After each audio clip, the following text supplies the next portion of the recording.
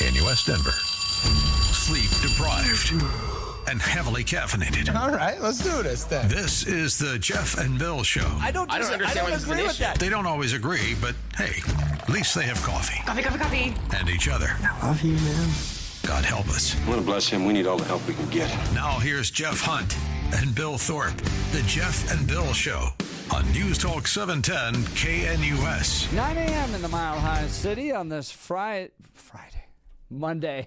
Don't you tease me. I will come over there and strangle you Bill like and I you're are producing both, the Peter Boyle show or kick something. it off. Yeah, Yes. right. Oh, my goodness. Appreciate What a everyone knows the reference. Monday, Monday September sucked. 8th, 2025. Good morning, Denver, Colorado. You've tuned in to the Jeff and Bill Show. News Talk 710 KNUS. I'm your co-host, Jeff Hunt, along with Bill Thorpe, bringing you the freshest insights, hottest takes from the right, left, and center.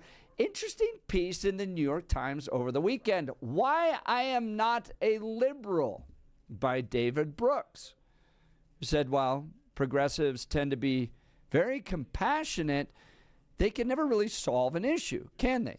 Especially as it relates to things like poverty.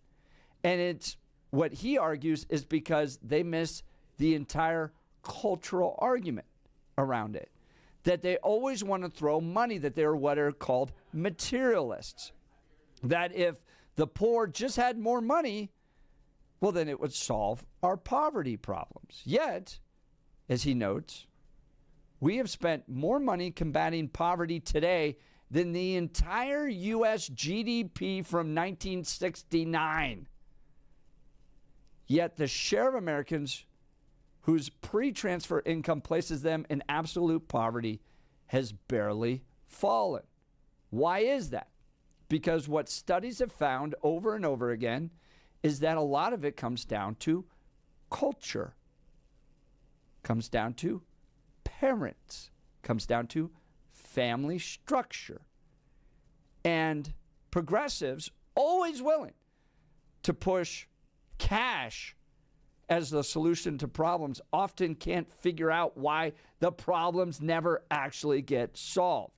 So we'll dive into this piece and more. Now it's time, though, for news and comment with Blake Olson. Blake Olson. Blake Olson, news and comment. Good morning, Monday, 70 and sunny in Denver, expecting a high of 87 today. This portion of the news sponsored by Pastor Camp Heating and Air Conditioning at 303-777-1234 to learn more about special savings opportunities on Lennox equipment.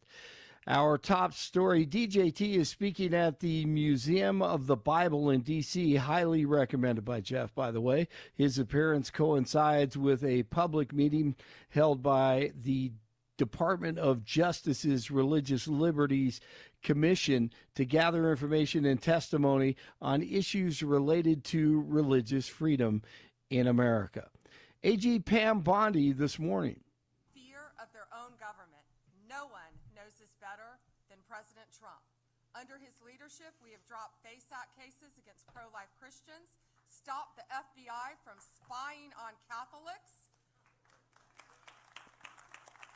launched multiple investigations into anti-Semitism in schools, and we are aggressively prosecuting vicious crimes against Jewish Americans. South Korea's foreign minister is in the U.S. today as he looks to bring home some 300 Korean workers arrested last week working illegally at a Georgia Hyundai plant. The plan is to fly the workers, mostly employed by subcontractors, home on chartered flights. 47 is denying he's trying to go to war with Chicago. It's a freaking war on crime, but the drive-by media takes everything so literally.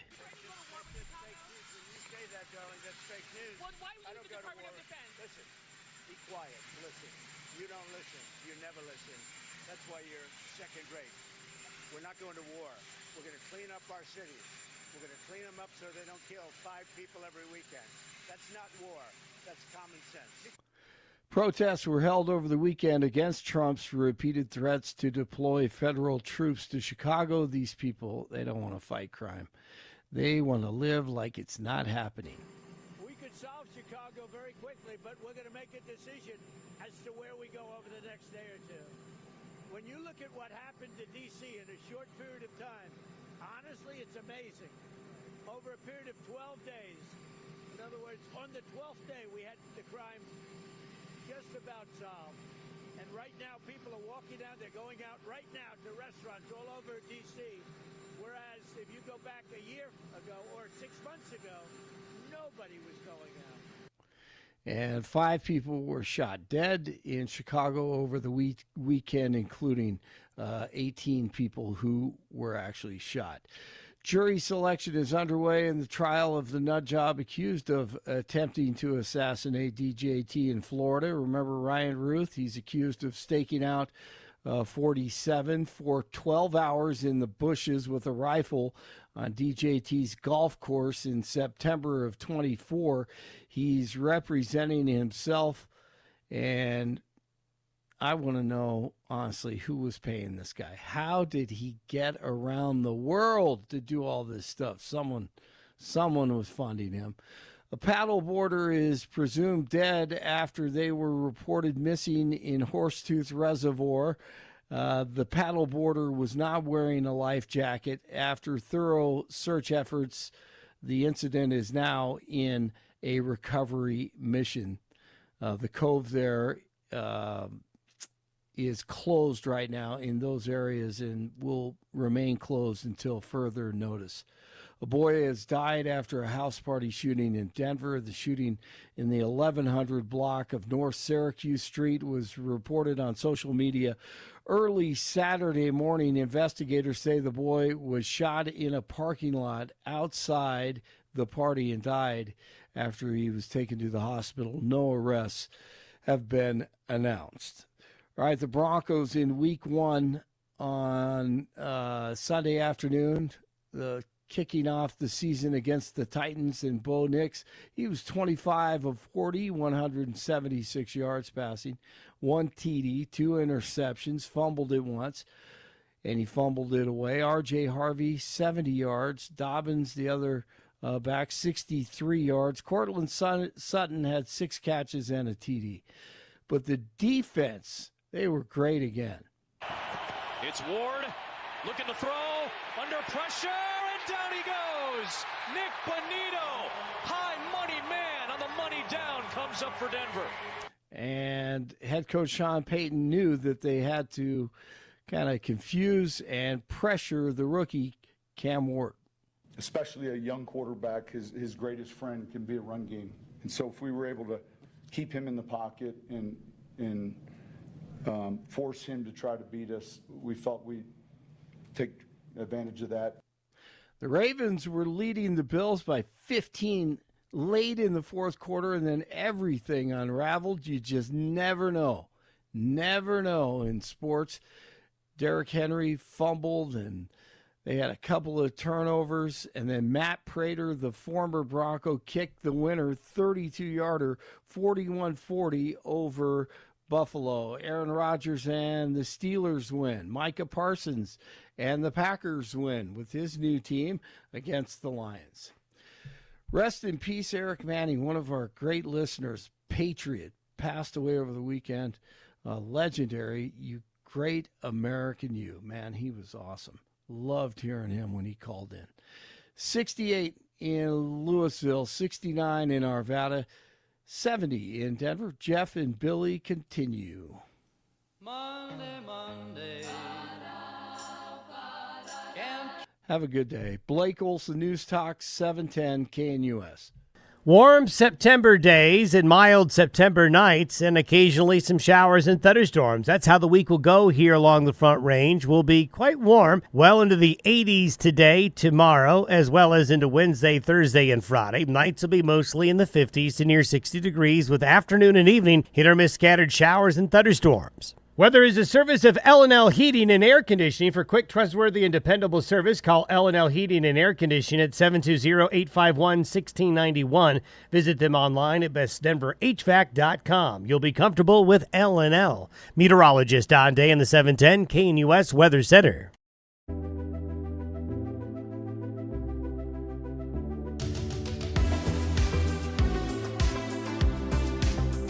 There was a good piece in the New York Times opinion section over the weekend, Why I Am Not a Liberal, by David Brooks. Now, David Brooks is no Trump fan. And if you read his work, you would know that. But he makes an interesting argument that, Bill, we hosted Chris Kennedy on Friday, would explain a lot of the differences between conservatives and progressives when it comes to solving our problems. David Brooks makes the argument that progressives are focused on a materialistic approach to solving our problems, primarily financial. That if we just throw enough money at a problem, well, then the problem will go away.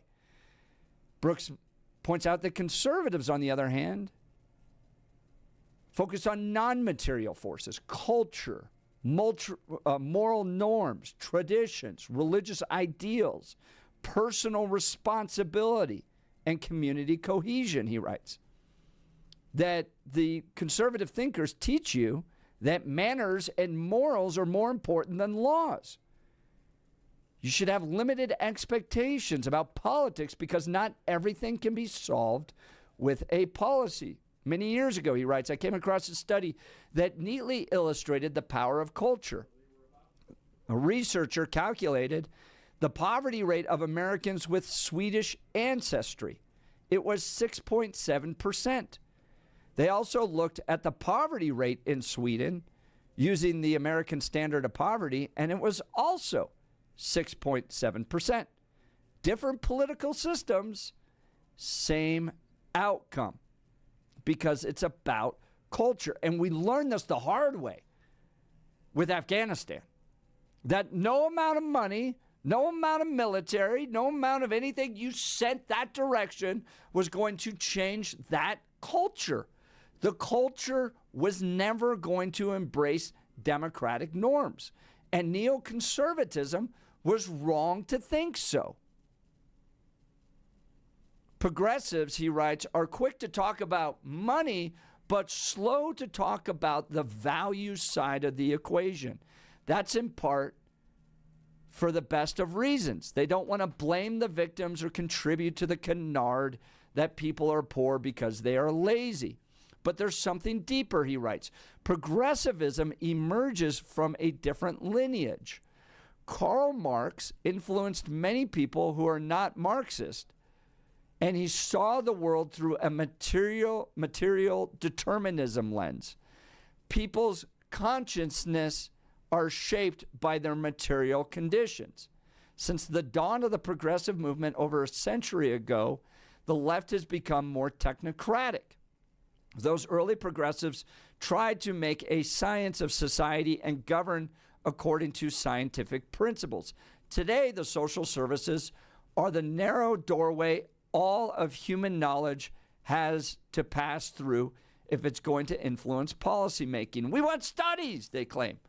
The social sciences are great. We do use them all the time. But when overly quantitative, they can misrepresent reality. They see only what can be quantified. They see only masses of people whose data can be tabulated, not unique individuals. As Christian Smith, a Notre Dame sociologist, has been arguing for decades, the social sciences obliterate the subjective experience of the people they study. Human agency disappears if research subjects are reduced to a bunch of variables that can be correlated. People who overly rely on social sciences are going to tend to focus on money because it can be counted more easily than culture. People who rely on government to solve problems will tend to overemphasize the power of money because that's the thing that government most easily controls. I thought it was an interesting piece because, as I mentioned, it really does, I think, encapsulate a lot of the differences between conservatives and progressives. I look at the problems of homelessness, for instance, the problem of crime, the problem of poverty. And what my mind goes to, Bill, is what is the family structure that those people are coming out of? Is it a mom and a dad in a committed monogamous relationship? Is the dad working full-time? Is the mom caring for the kids?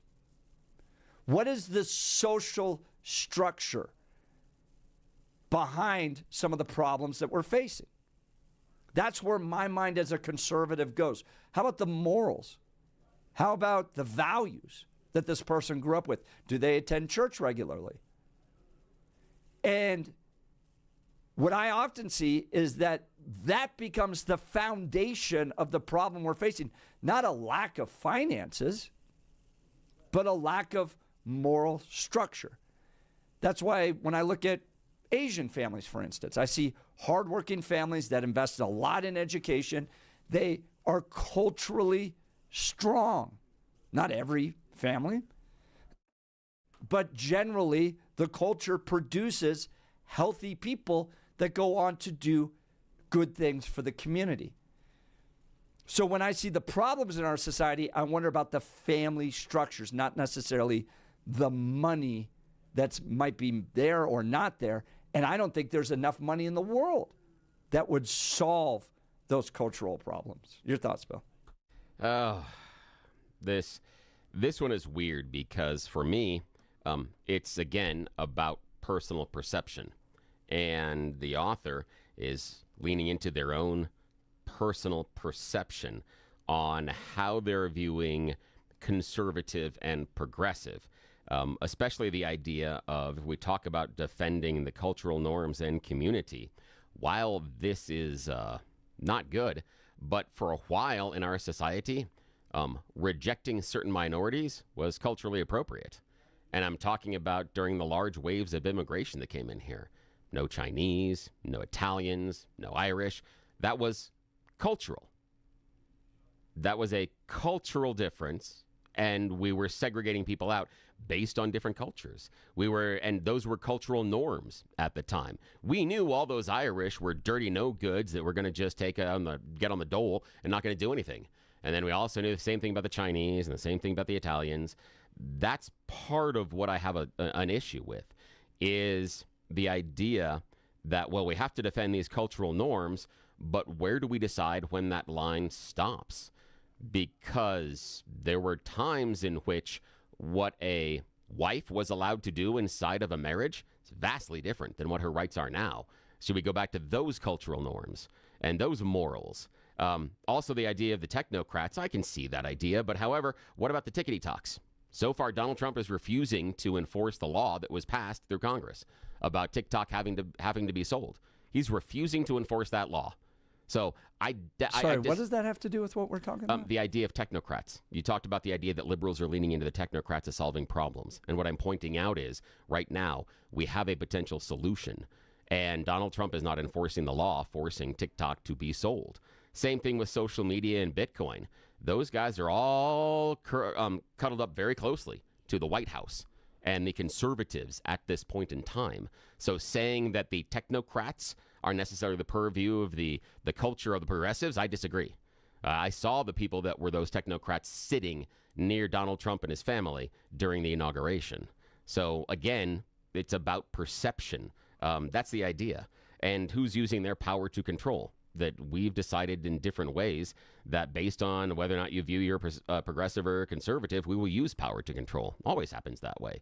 And so it's just a matter of what direction we think the country should be going. The author in the article makes out a good reason why they're not a conservative. Well, that's okay. That's fair enough. I disagree with some of the conclusions that they come to, sometimes especially on morals and values as far as the founding of the nation, but fair enough. And yeah, I do think that there are times in which progressives want to throw a lot of money and a lot of dollars at things as far as solutions. However, I've seen the same thing done by conservatives, throwing a lot of dollars and a lot of money at things that are solutions that didn't actually work out. All right, well, let's talk about a particular one, okay? Yeah. So there was a study done 1997. Susan Mayer, University of Chicago sociologist and behavioral economist, okay? She published a book, What Money Can't Buy. She begins her research believing that cash transfers would make a big difference in people's lives, but was persuaded by the evidence that even if you doubled a family's income, it would have a limited effect on their children's dropout and teenage pregnancy rates or other outcomes. She stated in her findings clearly, the results in this book imply that once children's basic material needs are met, characteristics of their parents become more important to how they turn out than anything additional money can buy. Characteristics of their parents become more important to how they turn out than anything additional money can buy.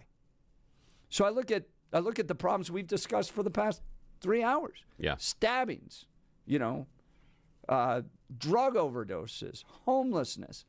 How many of those people are coming from intact families with a mom and a dad, with stability taking place, and how much of them are coming from broken families? Here's the question I have. If we decide which group is coming from which, what's the solution then?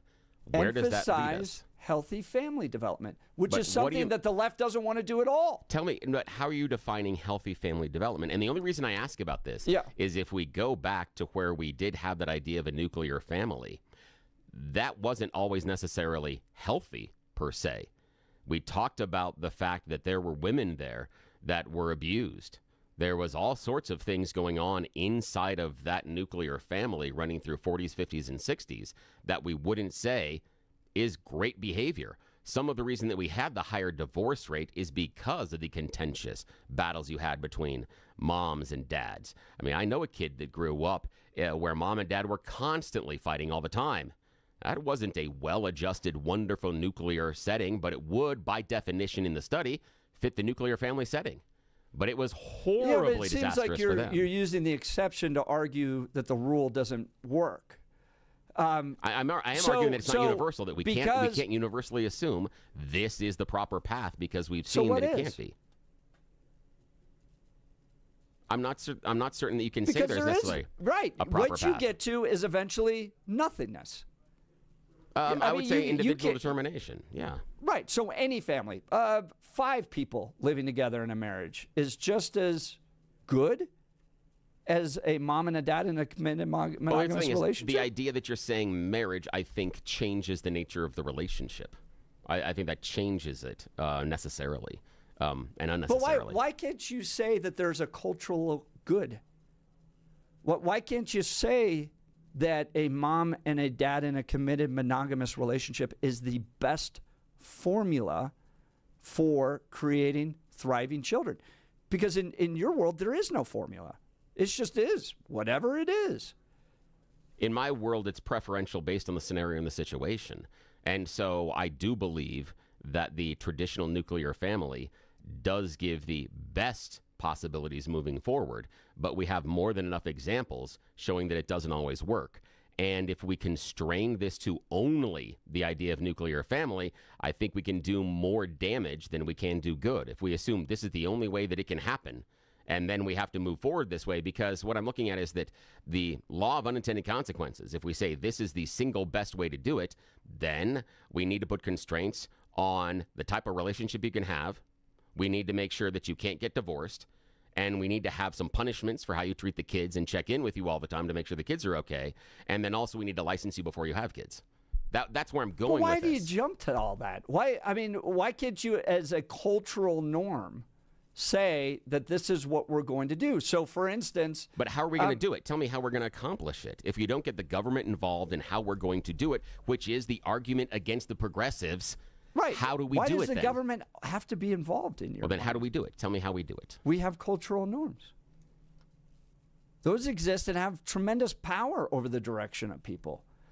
It's like me saying that religion is important to the flourishing of our society, and you're like, well, how's the government going to get involved in that? I'm like, no, because churches can just exist. But assuming something's a cultural norm doesn't necessarily make it the best choice or the best way for it to go to govern society. Just because it is necessarily a cultural norm, we have cultures that have prearranged marriages. You wouldn't argue that because that is a cultural norm, it then makes it a better choice. That's the issue. Is just because it's a cultural norm doesn't necessarily make it better. That's the question that we have, and we've had cultural norms evolve. You and we've can had cultural have norms cultural evolve. norms. You can have culture, because you were arguing, how does the government force this? And I'm saying you can create cultural norms. And then you went and said, So tell me. Other cultural norms are bad, therefore cultural norms are bad. I'm like, what? But the cultural norms in many cases were enforced by society. Our segregation and miscegenation, we had laws about that. So the cultural norms of not mixing races was enforced through the government. That's where I'm going with this. If you want to have these cultural norms, how do you ensure they exist outside of government regulation? I don't see how you can ensure they exist without government regulation at some point. That's what I'm curious about. I think that's what makes you more progressive. Because I look at a civil society and I go, a civil society can have robust, strong cultural norms without having to put those into law.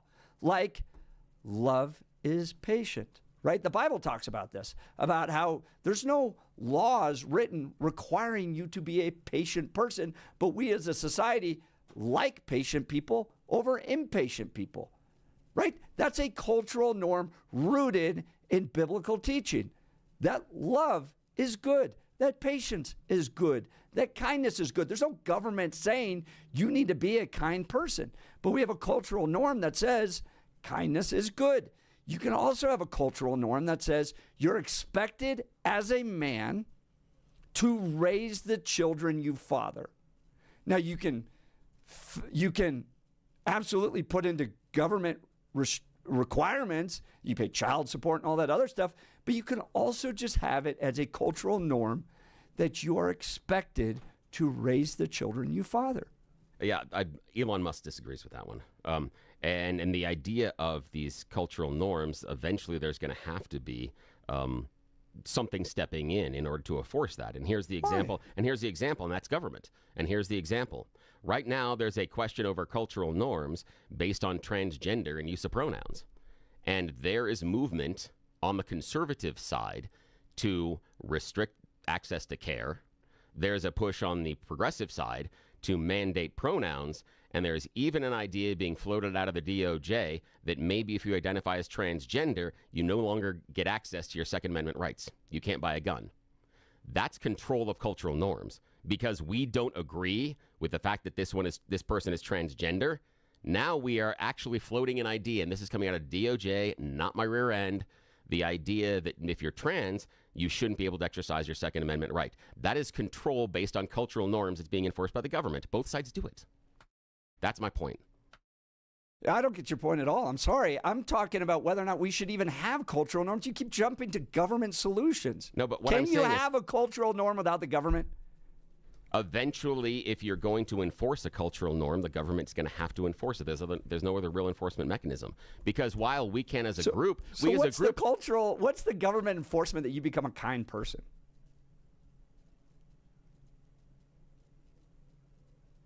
Let me think about that one. I'm sure I can come up with something as far as government enforcement about being a kind person. However, you would have government enforcement if you are not, and that would be the things like road rage. That would be the things like screaming or yelling or even going so far as to assault your neighbor. That would be an enforcement of a cultural norm because you're not being a kind person. That would be the enforcement.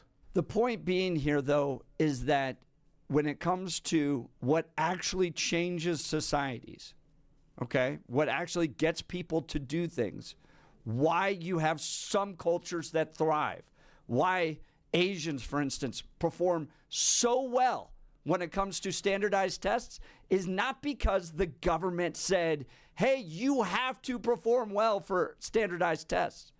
It's because moms, dads, aunts, grandparents have created a culture by which these Asian kids generally perform better on standardized tests and in education than non-Asian families do. Okay? There's no law requiring that. And what David Brooks is arguing, and what he's right about, is that if you want to have real power, it's non-material forces. It's culture, moral norms, traditions, religious ideals, personal responsibility, and community cohesion that actually bring about change in our communities, not government spending and not fear of force of law. And that conservatives are right to focus in on that. It's why Afghanistan never took to democracy, even though we spent $1 trillion in 20 years of our military there, is because of the cultural, moral norms, traditions, and religious ideals that embed in that community. So if you really want to change things, if you really want to improve the community, stop throwing money at things, stop coming at it with a government solution, and start looking at where the real power lies. I guarantee you guys, if we wanted to solve the homeless problem, the crime problem, the lack of kids performing in school problem, if we just focused in on healthy family formation, 75, 80, 90% of that stuff would be addressed. We'd love to hear from you. Join the conversation, 303-696-1971, or text us on the Dan Caplis Law text line at 720-819-5115, 720-819-5115. You're listening to The Jeff and Bill Show. This is Denver's talk leader, News Talk 710, KNUS.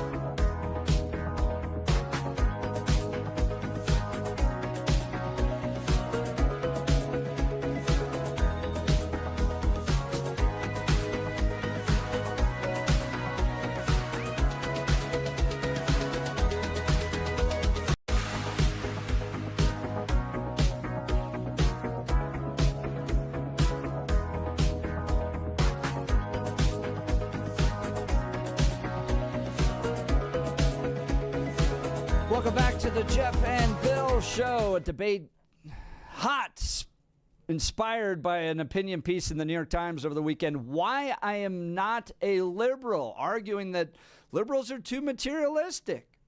They're just committed to the idea that if you throw money at a problem, it will solve the issue. It's rooted in a Karl Marx-like influence, whereas conservatives focus on what has real power: culture, family structure, moral norms, traditions, religious ideals, and personal responsibility.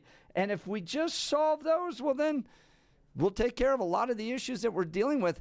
That's why I tend to be a conservative, because when I look at the problems we face, homelessness, crime, poor performing kids in schools, my mind doesn't go to, gosh, if they just had some more money, things would be okay. It goes to, what is their family structure? What are their parents like? It's like what I saw coaching all the time. If I have a problem with the kid that I was coaching, every single time it was rooted in some brokenness that was taking place at the parents' level. Okay? So we get the family structure wrong. We get the culture wrong. No amount of money we ever spend is going to fix it. Case in point, Afghanistan, trillions of dollars, 20 years. It's the same today as it was before we got there, if not worse. Why didn't American ideals and democracy take hold in Afghanistan? Not because we didn't spend enough money, but because the culture was never going to embrace it. So when you look at the problems we face in Denver, is it just, well, if we just had more bond money, well, then all of our homelessness would be taken care of? No. Focus on the family. That's why conservatives created entities like this, to help fix the family structure that's taking place there so that kids can thrive. Your thoughts, Bill? Yeah, the thing is that when we look at the idea of we need to enforce cultural norms, is the idea that there has to be some sort of enforcement mechanism. Just by saying we need to have this specific kind of culture is problematic, because without some sort of enforcement mechanism, how do you possibly get there? And thanks to a friend who sent me a text message during the last break, because they study a lot of things going on in the Asian Pacific Rim, and said that yes, and there is a culture inside of Asia, specifically Japan, for overworking. They have a name for it, work until death. And there's a whole lot of mental health issues and depression their society is dealing with because of achievement levels. And there is a level of suicide that happens in there because you don't achieve enough. So, I mean, yes, they do have a culture where the kids achieve, but yet would we want to trade that for one where if the child in their 20s, 30s, or even 40s decides they haven't achieved what mom and dad felt they should, they will go and kill themselves? But Bill, you just proved my point. Yeah. You just proved my point, that it comes down to culture. Yeah. No one's saying to these Asian people, you have to work until you die. There's no government that's coming down and saying, you're going to work so hard, you're going to kill yourself. No, culture has the power. Well, and so if there's a problem, you address it at the cultural level. We need, as a culture, if you're a part of the Asian culture, you go, maybe we have a cultural problem here. But the way that they change that in the enforcement is through their laws, based on number of hours you can work and help and everything else. It doesn't have to be through the laws. Why? No, but that's how they've done it. It doesn't have to just be through the laws. No, why can't you just have a conversation that says our culture has some problems with it? Why don't we address it? Yeah, but we tried that and we ended up in a civil war. We ended up with that. Maybe we shouldn't own people, and we ended up shooting at each other. So just having the conversation about where our culture is doesn't necessarily work. And that's why I'm saying that while you are right with the genesis about the idea of culture, eventually you have to get to an enforcement level. Eventually it has to happen. And that's what I'm concerned about, is where it expands from then, because if we want to enforce the cultural norms, there has to be an enforcement mechanism. That's what I'm worried about, because just leaving it to itself, we haven't been that successful. That hasn't been proven over the history, just leaving it to itself, that we've been able to manage that very well. That's what I'm worried about. Bill, is our problem with Denver schools having an 80% failure rate to reach mathematic qualifications. Is that rooted in lack of money or family structure? It's rooted in enforcement. End of sentence. Full stop. What? You're going to force these kids? Yes. What? No, it's rooted in enforcement. Why you don't think family structure has anything to do with that? I think it has something to do with it, yes. However, I've seen kids from good families not produce so well in school and from broken families do very, very well in school. The reason that we don't have kids achieving, and this is, again, just my opinion, achieving at grade level is the lack of enforcement of achieving at grade level. And what I mean by that is we don't fail your ass if you're not up to speed at that grade. We don't do that. Why are they failing? We don't do that. Why are they failing? Because they haven't done the work. They haven't done whatever the heck it is. But that's the issue. You want to get them at grade level, you have them repeat it until they move up to the next grade level. That's it. It's an enforcement. It's an enforcement. It's enforcement. Do you think that a kid that comes from a two-parent family with parents that are invested in their education, that check on their homework, that are watching to make sure that they're turning in their homework, that they're going to school, watching how they perform on their tests, do you think that they are in mass, because you could always argue, well, there's that one kid, okay, but in mass, do you think that they are failing to meet grade standards? I would doubt it. However, you have loaded that example tremendously based on the fact that it is a good, well-adjusted, stable family. And that's kind of loaded because you could come in and say, well, what about the family where one or both of the parents are functional alcoholics or have chronic depression or are bipolar versus a single mother who works 3 jobs yet is still invested in their child's education and makes sure that all those assignments are done and is there at all the PTO meetings and is there at all the back-to-school nights. That mother as well. You just proved my point. That. You just proved my point. Because Sure, in how? either of those scenarios, it's the parents' involvement that is affecting the outcome here. But it's These not the kids cultural. aren't just showing up as like blank slates and the school's trying to deal with them. You talk about all the time the problems with the parents. Yes. The problems with the parents that are driving the problems in the schools. And that's what this is saying, is that it is a cultural issue within the structure of the family. And just throwing more money at the education system isn't going to solve it. But that's also not solved by just having that core nuclear family all the time. That's the issue, is that, yes, it is a culture problem, but it's also an enforcement problem. However, the solution isn't just have this necessarily nuclear family. My daughter, who works in the school system, has a recent example from another school where there is an immigrant family from another country that's been here for more than 18 years. They have a series of kids. They're now going through a divorce for a variety of reasons.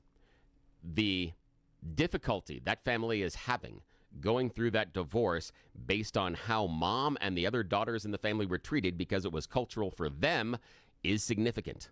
As far as abuse and other things that were going on because it was cultural inside of their family and where they came from. That proves my point, Bill. Yeah. It proves that it's the culture that is part of the problem here. And progressives always, like Chris Kennedy did here, we just need more money. We just need to take more money. If we just give more money to the system. And conservatives are going, there's a big, complicated formula here.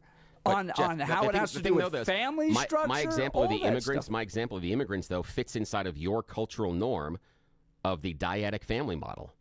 They would fit inside of that norm. That's why I'm saying that assuming that it is this norm that makes it work is incorrect.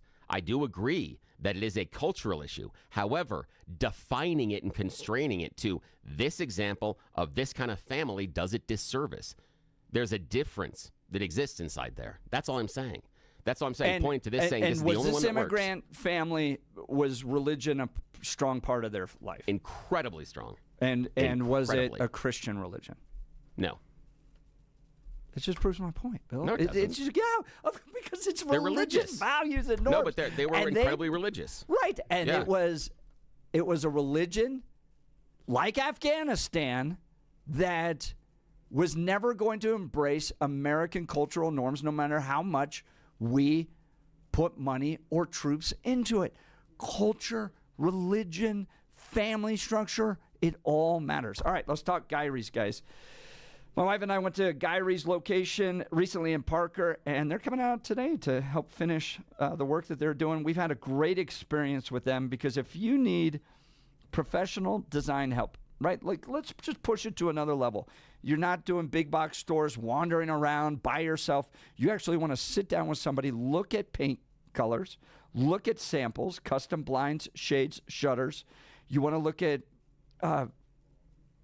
full room decor options, window treatments, paint, all that, and have somebody come out to your house and actually test it for you, see how it looks in your own home. Guy Reese has the solutions for you. Their designers are experts, and they help with you for everything from window treatments to full room decor. Here's the best part.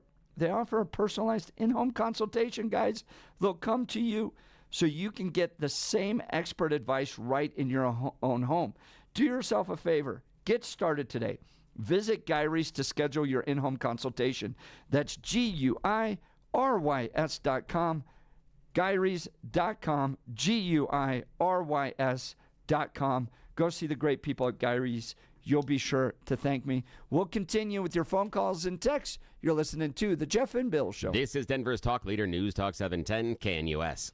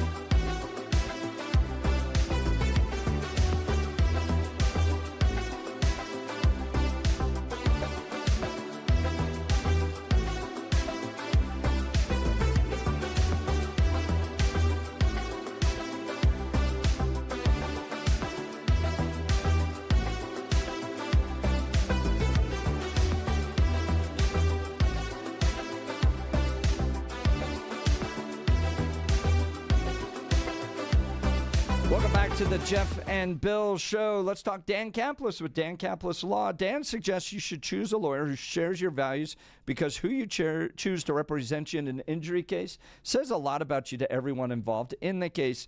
Dan Caplis, the son of a police officer and a former seminarian, has dedicated the last 40 years of his life to helping people who are hurt in serious motor vehicle crashes. Dan is believed to be the only lawyer in Colorado history to win 5 straight multi-million-dollar verdicts in Colorado crash cases. Dan is also believed to have won the largest truck crash verdict in Colorado history. Dan Caplis Law, the official law firm partner of the Denver Nuggets and the Colorado Avalanche. Dan Caplis Law is a serious firm for serious cases. Dan accepts righteous injury cases on a percentage fee basis so that he can represent good people from all walks of life without regard to ability to pay. So if you need Dan's help, give him a call, 303-770-5551, or hit dancaplisLaw.com. That's Dan, CAPLISLaw.com. If you missed any of the show, go to 710knus.com to download the podcast. We'll be back tomorrow. You're listening to Jeff and Bill. This is 710 KNUS. Good luck on Monday.